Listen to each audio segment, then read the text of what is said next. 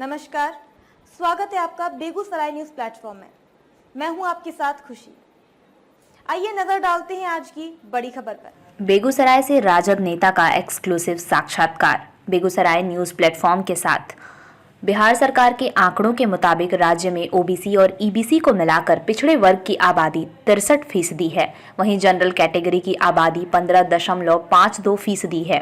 आइए राजद के जिला अध्यक्ष SC/ST प्रकोष्ठ सह बखरी सोनमा पंचायत के पूर्व मुखिया शिवनारायण राम बेगूसराय से जानते हैं कि बिहार सरकार ने जातिगत जनगणना क्यों कराई, इसके फायदे नुकसान क्या होंगे। बिहार सरकार के आंकड़ों से पता चलता है कि राज्य में पिछड़े वर्ग की कुल आबादी में हिस्सेदारी 63% है।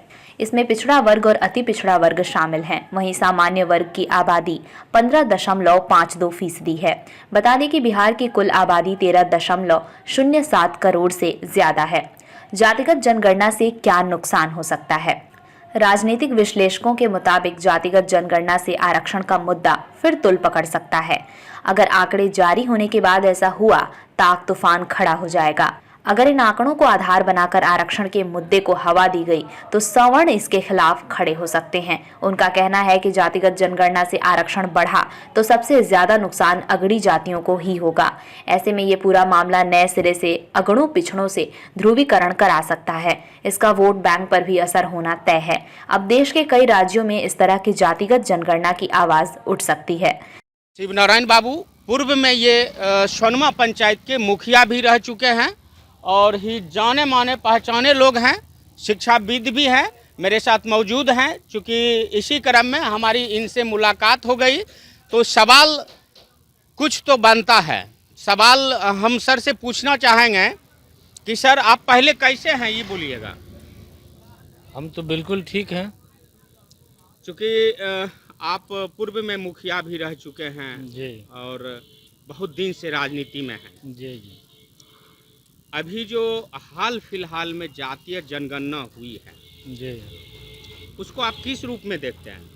जातीय जनगणना जो अभी बिहार में नीतीश जी और हमारे युवा भावी बिहार के मुख्यमंत्री और वर्तमान जो उप मुख्यमंत्री तेजस्वी यादव हैं, उनकी मांग तो पहले से थी। जिस समय वो विपक्ष में थे उस समय भी जो है सो उन्होंने मांग किया और इनका मांग जायज था। इसलिए जायज था कि विकास की जो परिभाषा है कि समाज के अंतिम पंक्ति में खड़े लोग, उनका जो है से कहने का मतलब विकास होना चाहिए। और ये जो कहा जाता है जिसकी जितनी संख्या भारी उनकी उतनी हिस्सेदारी।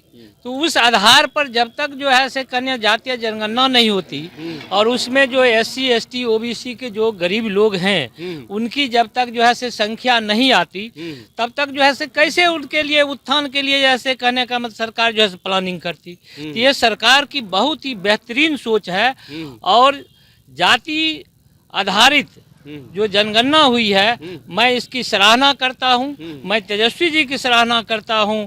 मैं लालू राबड़ी की भी सराहना करता हूं कि RJD के अथक प्रयास के बाद और माननीय जो है हमारे मुख्यमंत्री थे अभी जो हैं उनके सहयोग से जो है आज जातीय जनगणना हुई और बिहार का जो है से साफ साफ चेहरा आ गया कि कौन जो है से अभी तक कितने जो है से पिछड़े हुए हैं, किनकी संख्या भारी है और उस आधार पर जो आगे हिस्सेदारी दी जाएगी, इसी से जो है बिहार का विकास होगा।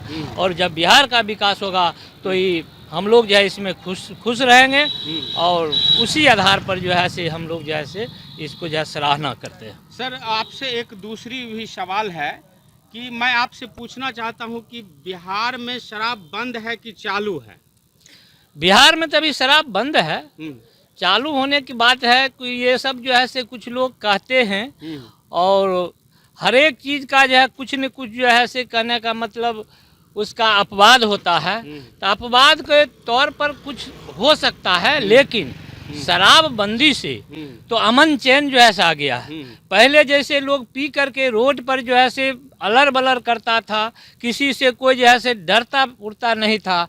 आज जो है से जो ही देखता है कि अगर कुछ अगर पी पा के अगर लोग यदा कदा अगर आ गया तो डर से वह घर में घुस जाता है। हिंसा जो है कम हो गई है, घरेलू हिंसा कम हुई है और सड़क दुर्घटना भी इससे कम हुई है। जी जी। और इससे जो है बहुत अच्छी है। हाँ, इस तरह जरूर हुआ है कि इससे जो है सरकार को आर्थिक घाटा तो हुआ है, लेकिन इसके बावजूद भी हमारी सरकार अभी जो है से वेल मेंटेन में है और चल रही है। और आगे यदि मान लिया जाए कि हमारे माननीय उप मुख्यमंत्री यदि बिहार के माने मुख्यमंत्री बनते हैं तो इससे भी बेटर काम बिहार में होगा। जी जी। सर, आपसे तीसरी सवाल, चूंकि आपने 2 सवाल का तो जवाब दे दिया, तीसरी सवाल ये है कि बिहार में सब लोग कहते हैं, ये मैं नहीं कहता हूँ, सब लोग कहते हैं कि शिक्षा व्यवस्था चौपट हो गया है, इसमें आपका क्या राय है? देखिए, शिक्षा व्यवस्था अभी चौपट नहीं है।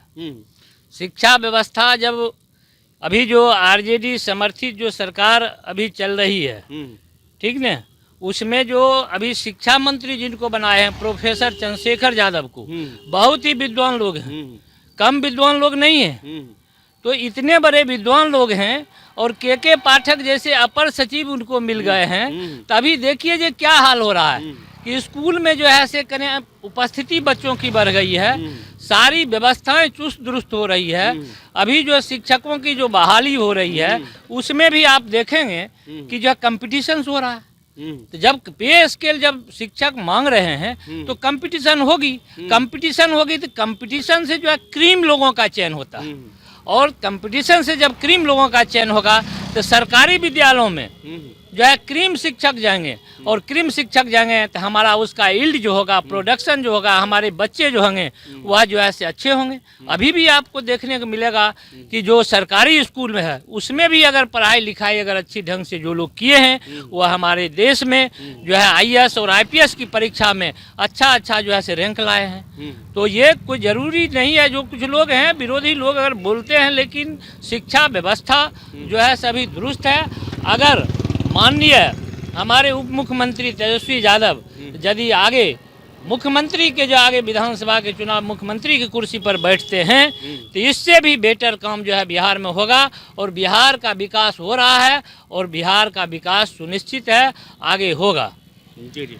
तो आप सुन रहे थे, मेरे साथ अभी SC/ST प्रकोष्ठ के जो है से जिला अध्यक्ष थे शिव नारायण राम जी थे बखरी से, और पूर्व में ये मुखिया रह चुके हैं सोनमा पंचायत जो कि बखरी विधानसभा में पड़ता है, वहाँ के मुखिया भी रह चुके हैं। और 3 सवाल इनसे पूछा गया, तीनों सवाल का बेहतरीन जवाब अपने अंदाज में दिए हैं।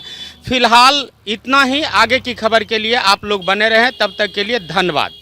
बेगूसराय से बेगूसराय न्यूज़ प्लेटफॉर्म के लिए RP यादव की रिपोर्ट। खबरों में अब तक के लिए बस इतना ही, फिर होगी आपसे मुलाकात ऐसी ही एक और बड़ी खबर के साथ। तब तक के लिए नमस्कार और देखते रहिए बेगूसराय न्यूज़ प्लेटफॉर्म।